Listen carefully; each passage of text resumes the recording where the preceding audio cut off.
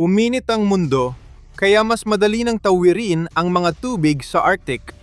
Nakakita ng pagkakataon ang Rusya. Plano nitong magpadala ng barko at submarino sa Arctic para magtatag ng mga rutang pandagat at igiit ang kapangyarihang militar nito laban sa sinumang mangahas humamon sa panghingibabaw ng Rusya. Pero may sasabihin ang UK dyan. Matagal ng target ng hybrid warfare ng Rusya ang UK dahil mas madalas ang Shadow Fleet at spy ships ng Rusya sa katubigang Britaniko kaysa sa katubigang Ruso. Kaya't magpapadala ang UK ng malaking sorpresa sa Rusya. Papunta na sa Arctic ang isang malaking aircraft carrier. Binalaan na ngayon ang mga submarino ng Rusya. Ang HMS Prince of Wales ay ipinadala na sa mga tubig ng Arctic na nagpapakita ng pagtaas ng tensyon mula sa UK, habang naghahanap ito ng mga paraan para harapin ang lumalaking banta ng Rusya sa Hilaga. Ito ang pagbubukas ng isang bagong front sa High North na kasalukuyan ng nabubuo.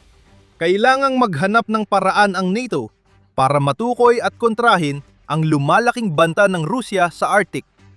Matapos paratangin ng UK na nagsasagawa ang Rusya ng operasyon sa ilalim ng dagat para targetin ang mga pasilidad sa ilalim ng dagat gaya ng mga kable ng komunikasyon.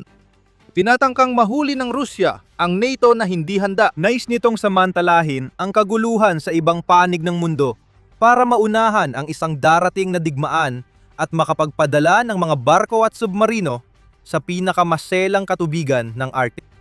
Dahil sa HMS Prince of Wales, nagiging sagabal ang UK sa plano ni Putin. Bago pag-usapan ang barko at ang dahilan ng pagpili rito, kailangan muna nating suriin ang problema sa Arctic at kung paano ito lumala hanggang sa naniniwala ang UK na kailangan ang pagpapadala ng puwersang pandagat. Punta muna tayo sa Bear Gap, maliit na bahagi ng Arctic Ocean. Naging pangunahing focus ng Rusya ang daang tubig na ito para igiit ang dominasyon nito sa Arctic. May habang halos 350 nautical miles ang Bear Gap ay dumadaan sa pagitan ng Cape North na nasa hilaga ng mainland ng Norway at timog na dulo ng Svalbard Archipelago. Para sa Rusya, ang pagkontrol sa Bear Gap ay nagpapadali ng pagpasok ng kanilang submarino sa Norwegian Sea kung saan mahirap matukoy ang mga ito dahil sa masalimuot na kondisyong akustiko ng tubig. Kapag nakalusot ang mga submarino ng Rusya sa dagat na yon, magkakaproblema ang mga bansang Nordic, mga bansang Baltiko at UK. Naipasok ng Rusya ang kanilang mga submarino sa abot ng saklaw ng pagpapalipad ng mga misil. Kung ang submarino ay may hypersonic missiles na kayang tumama ng 1,500 kilometro pataas, malaking problema na ayaw mo nang isipin. Pero sa parehong oras, dapat itong harapin. Ang Bear Gap ay sintomas lang ng mas malaking problemang dapat harapin ng European NATO. Ang Arctic ay naging isa sa pinakapinagtatalunang reyon sa mundo dahil sa pagkatunaw ng yelo na nagbubukas ng shipping lane at nagdadala ng posibilidad ng military deployment sa hilagang karagatan. May kanya-kanyang interes sa Arctic ang Rusya, Estados Unidos, Canada, Noruega, Islandia at Dinamarca dahil napapalibutan ng kanilang teritoryo ang karagatang ito. Sa Rusya, mahalaga ang Arctic Ocean sa mga plano ni Putin sa hinaharap. Matagal na mong muling itinatayo ng Rusya ang mga base at pinapalakas ang hilagang hukbong dagat sa Arctic.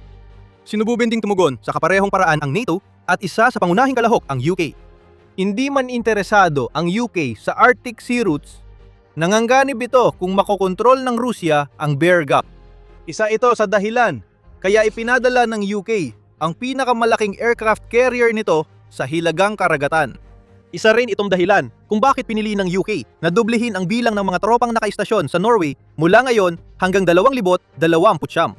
Banta ang Rusya sa Arctic. Seryosong tinatrato ng UK at NATO sa Europa ang banta na ito. Marahil ang ministro ng depensa ng Norway na si Thor Sandvik ang nagsabi ng pinakamaganda noong Hunyo nang sinabi niya, depensa ito ng sariling teritoryo ng UK. Kung makuha ni Putin ang kontrol sa hilagang bahagi ng Scandinavia, kung makokontrol niya ang Bear Gap, ito ay isang direktang banta laban sa UK. Hindi uubra ang diplomasya dito. Tinuturing ng Russia ang Arctic, lalo na ang Northern Sea Route o NSR na nagbubukas dahil sa pagkatunaw ng yelo bilang sentro ng kanilang hinaharap na pag-unlad ng ekonomiya. Ipinaliwanag ng Taylor and Francis kung bakit. Bukod sa kakayahang magpadala ng kargamento sa NSR, alam ng Russia ang tunay na benepisyo ng Arctic. Maraming langis at gas sa ilalim ng tubig na ito at 75% ng reserba sa mga peninsula ng Gideon at Yamal ay hindi pa nagagalaw. Nais ng Russia na sila ang bansang maglinang sa mga reserbang yon. Nais din nitong kontrolin ang rare earth elements sa katubigan ng Russian Arctic na bumubuo sa 2/3 ng ganitong uri ng yaman ng Russia. Kahit napigilan ng technological na limitasyon at parusa ng kanluran ng mga plano ng Russia sa pagdomina ng Arctic matapos ang digmaan sa Ukraine, hindi pa rin nawawala ang mga planong ito. Naghihintay ang Russia, nag-aabang ng tamang panahon hanggang sa pumasok ito sa yugto, kung saan maaari nitong itulak ang pagkontrol sa mga tubig na ito, na magpapahintulot dito na maging mas malaking banta sa hilagang Europa at sa UK kaysa dati. Tumutulong ang mga submarino ng Russia na mapanatili ang presensya nito sa Arctic. Iniulat ng Business Insider noong Marso 14 na nakausap nito ang mga opisyal ng NATO na nagsasabing mas naging aktibo ang mga submarino. Sinabi ni Vice Almirante Rune Andersen, hepe ng Norwegian Joint Headquarters, na higit doble ang aktibidad ng submarino ng Russia sa Arctic sa nakaraang 2 hanggang 3 taon. Problema ito para sa NATO dahil may 64 na aktibong submarino ang Russia at isa ito sa may pinakamalalaking plota ng submarino sa mundo. Hamon para sa NATO ang pagsubaybay sa mga submarino kapag pumapasok na ito sa malalim na bahagi ng Arctic Ocean mula sa mababaw na tubig. Hindi naman ibig sabihin na hindi sila kayang subaybayan, pero nagiging mahirap kapag hindi mo sila nasasagap, kapag hindi mo sila natutunton, kapag hindi mo namamanmanan ang sitwasyon. Ayon kay Colonel Martin O'Donnell, na tagapagsalita ng Supreme Headquarters Allied Powers Europe na namumuno sa mga operasyon ng NATO sa reyon, ang panganib ay tumataas ng husto at nagdudulot ng banta hindi lang sa Europa, kundi pati na rin sa Estados Unidos. Pero hindi dapat payagan ang pagiging kampante. Dapat bantayan ng Russia, isang bansang nagsimula ng hybrid warfare na nakaapekto sa karamihan ng NATO allies sa Europa. Ang panununog, sabotahe, cyber attacks, at mga pagpasok ng drone ay bahagi ng mas malawak na kampanya ng destabilisasyon. Ang layunin ng Russia ay ang destabilization, at ang katubigan sa malayong hilaga ay naging lalo pang mahina habang sinusubukan ng NATO na tugunan ang ginagawa ng Russia habang humahabol ito sa Arctic. Sabi ni Commodore Richard Hewitt, kumander ng UK Carrier Strike Group at sakay ng HMS Prince of Wales, nang kausapin niya ang Wall Street Journal, na yun lang muling naging ganito kalaki ang banta mula Cold War. Kaya nagpadala ang UK ng pinakakahangahangang barkong pandigma sa Arctic. Ang barkong pandigma ay nasa mismong tapat ng Russia at naghahanap ng submarino. Tama ang UK tungkol sa banta ng Russia at nakakabaliw iyon. Ang HMS Prince of Wales ay tinawag na para sa aksyon. Bago magpatuloy, paalala na pinapanood mo ang The Military Show. Kung hindi ka pa nakakapag-subscribe, na yon na ang tamang oras para pindutin ang button na yan at i-enable ang notifications para hindi mo ma-miss ang mga susunod naming palabas. Hindi na bago ang pagpapadala ng HMS Prince of Wales sa katubigan ng Arctic. Noong kalagitnaan ng Pebrero, inanunsyo ang pagpapadala ng Carrier Strike Group sa North Atlantic para protektahan ang Arctic na teritoryo na tinawag ng UK na malaking dagdag sa seguridad ng rehiyon. Mas tumindi ang pagpapakitang lakas ng Britanya dahil may dalang mga F-35 fighter jet at helikoptero ang HMS Prince of Wales, na binigyang diin pa ng UK Ministry of Defense ang napaka-espesipikong puntong ito. Ginawan ang desisyong ito upang parehong maprotektahan ang mga infrastruktura sa ilalim ng dagat na gustong-gustong targetin ng Russia gamit ang kanilang mga submarino at spy ships. at upang pigilan ang agresyon ng Russia sa lugar na malamang ay magiging isang larangan ng labanan sa hinaharap. Hindi nag-aatubili ang UK na tahasang sabihin na Russia ang dahilan ng deployment na ito. Ayon sa ministry, sa nakaraang 2 taon hanggang Pebrero 2026, tumaas ng 30% ang mga barkong pandigma ng Russia na pumapasok o nagbabanta sa katubigan ng UK. Binanggit din ng UK na sasali ang HMS Prince of Wales at ang strike group nito sa mga ehersisyo kasama ang Standing Naval Maritime Group 1 ng NATO at makakatrabaho nila ang mga bansa ng Joint Expeditionary Force, US at Canada. Hindi lang ito decision ng UK na magpadala ng pinakamalaking barkong pandigma para magmensahe kay Putin. Nagtutulungan ang UK at mga kaalyado nito para matiyak na alam ni Putin na hindi niya masosolo ang Arctic. Bumalik tayo sa HMS Prince of Wales, ang dambuhalang barkong pandigma ng UK na ipinadala para maghanap ng submarino ng Russia. Isang talagang kahanga-hangang barko. Tinawag ito ng Royal Navy na isa sa pinakamakapangyarihang barkong pandigma na nagawa sa UK. At halata naman kung bakit. Isa sa 2 Queen Elizabeth-class aircraft carrier, ang barko ay may 280 metrong flight deck at kayang manatili sa dagat ng 45 araw bago kailangang mag-refill ng pagkain. Umabot sa 1,600 ang tripulante kapag may eroplano sa barko. Dahil sa 10,000 nautical miles na abot nito, madali itong makapaglayag ng matagal sa katubigan ng Arctic. Pagdating sa armas, hindi gugustuhin ng kahit sino na kalabanin ang barkong ito. Ang barko mismo ay may kasamang ilang 30 mm na mini-minigun at mga automatikong maliit na kalibreng baril. Ang Phalanx Close-in Weapon System ay panlaban sa mga eroplano at kayang magpaputok ng 4,500 bala kada minuto. Ang talagang dahilan kung bakit banta ang HMS Prince of Wales sa ambisyon ni Putin sa Arctic ay ang idinisenyo nitong dalhin, mga eroplano. Kayang magdala ng barko ng 36 F-35B Lightning II jets, 12 Merlin o Tornado helicopters at 8 Apache choppers, kaya't umaabot sa 56 sasakyang panghimpapawid ang nadadala nito sa Arctic na karagatan. Walang anumang maihahambing ang Russia dito. Ang Admiral Kuznetsov, tanging aircraft carrier ng Russia, ay inalis sa serbisyo noong tag-init ng 2025 dahil hindi na ito nakapaglayag mula 2017 at hindi na kayang ayusin para maging banta sa dagat. Tumutok tayo sa F-35 dahil sila ang pinakakahanga-hangang sandata ng HMS Prince of Wales sa Arctic. Mahalaga ang F-35 sa layunin ng UK na bantayan ng mga barko at submarino ng Russia sa hilagang karagatan. Ipinapalipad mula sa mga rampa at kayang lumutang para dumaong ng patayo sa deck ng barkong pandigma. Ang mga F-35 na ito ay nakakakita ng mga target ng mas maaga kaysa alinman sa mga radar na nakakabit sa mga barko o sa mga base ng NATO malapit sa Arctic na karagatan. Maari silang umabot sa taas na 30,000 talampakan na nagbibigay ng kakayahang makita ang daan-daang milya ang layo. Habang lumilipad sila, iniinspeksyon ng mga sonar ng HMS Prince of Wales, mga kasamang barko at lahat ng helicopter ang ilalim ng alon para maghanap ng submarino at iba pang banta tulad ng mga walang taong sasakyang panilalim ng dagat.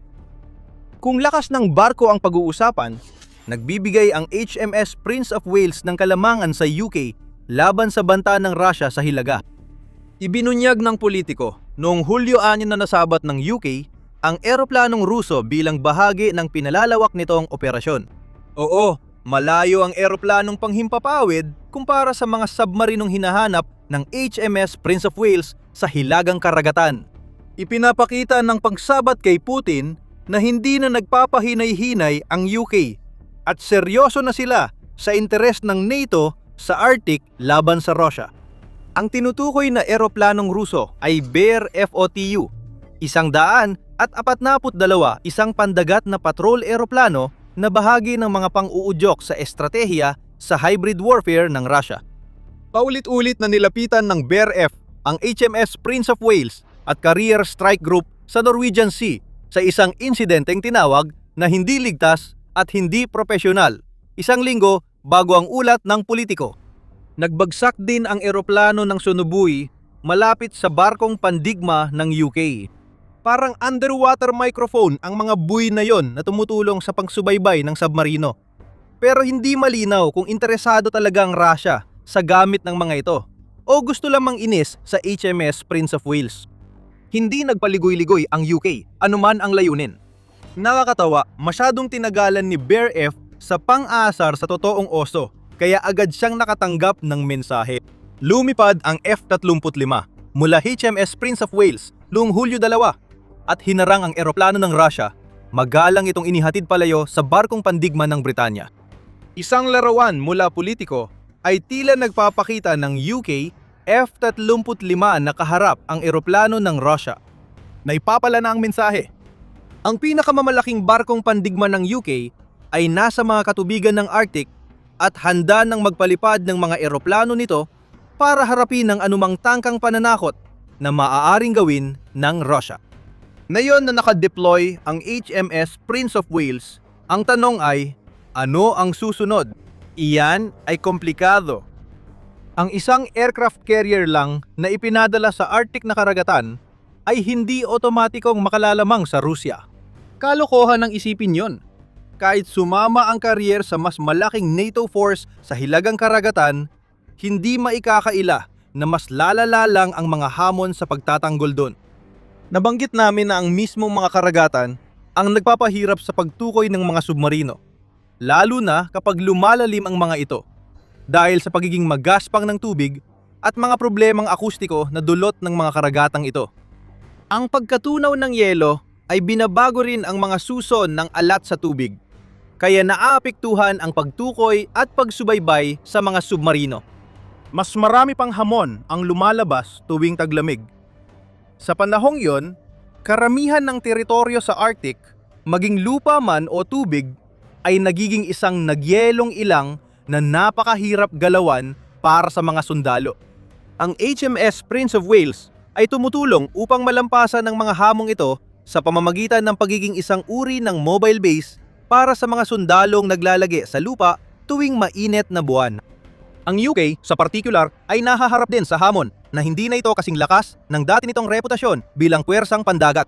Hindi rin ito maituturing na maliit na puwersa. Ayon sa Wall Street Journal, lumiliit ang hukbong dagat ng UK mula Cold War. 2 na lang ang aircraft carriers nila, 13 frigate at destroyer, 5 lang aktibo anumang oras, at 10 submarino. Sapat ba ang lakas na yan para magpakitang lakas sa katubigan ng Arctic habang nagbibigay pa rin ng proteksyon na kailangan ng UK sa sarili nitong teritoryo? Mukhang malabo. Bilang miyembro ng NATO, bahagi ang UK puwersa ng mas malaking grupo. Ang hamon doon ay ang matiyak na mananatiling buo ang kabuuang ito.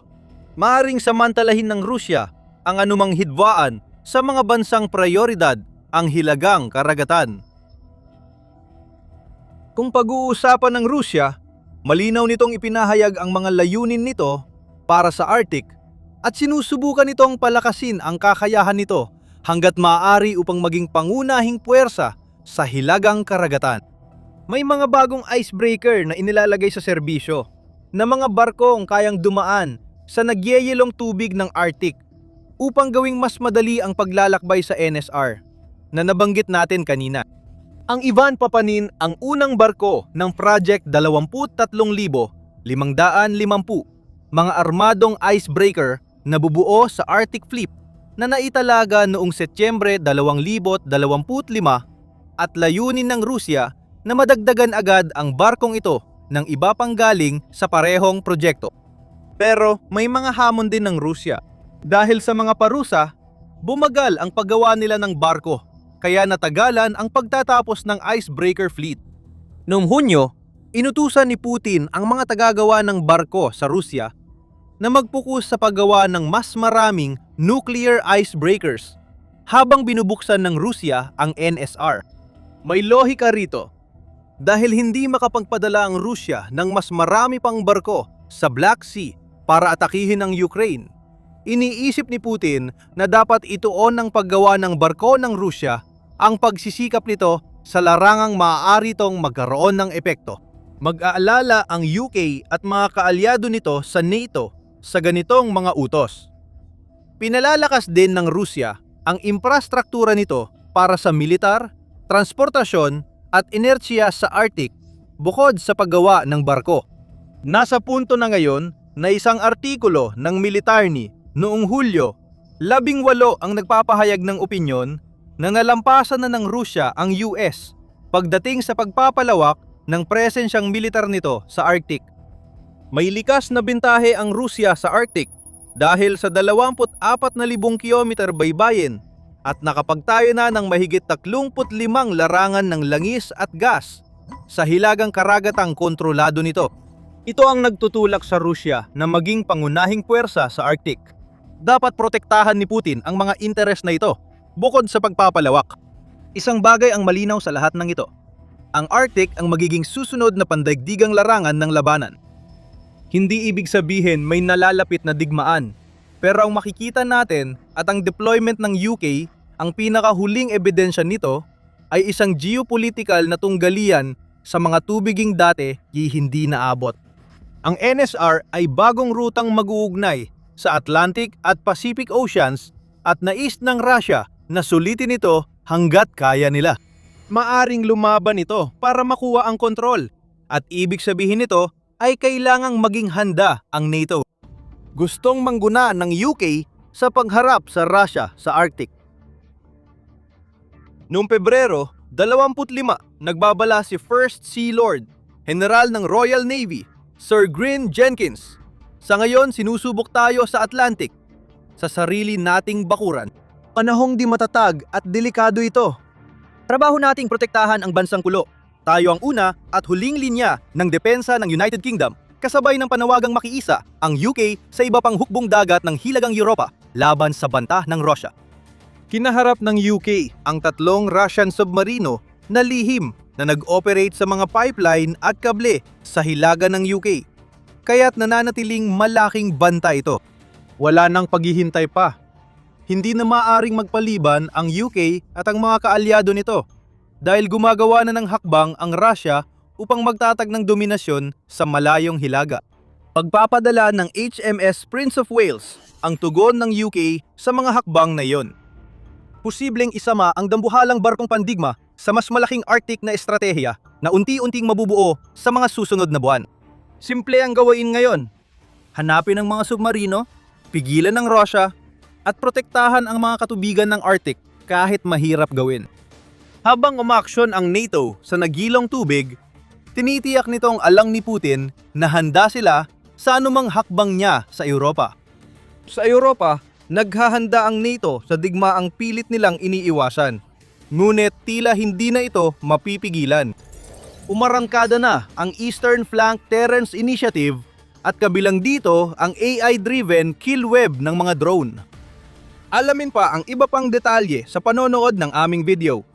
At kung nagustuhan mo ang video na ito, pindutin ang subscribe at i-ring ang notification bell para makita pa ang iba naming pagsusuri sa mga pinakabagong galaw ng Russia at NATO.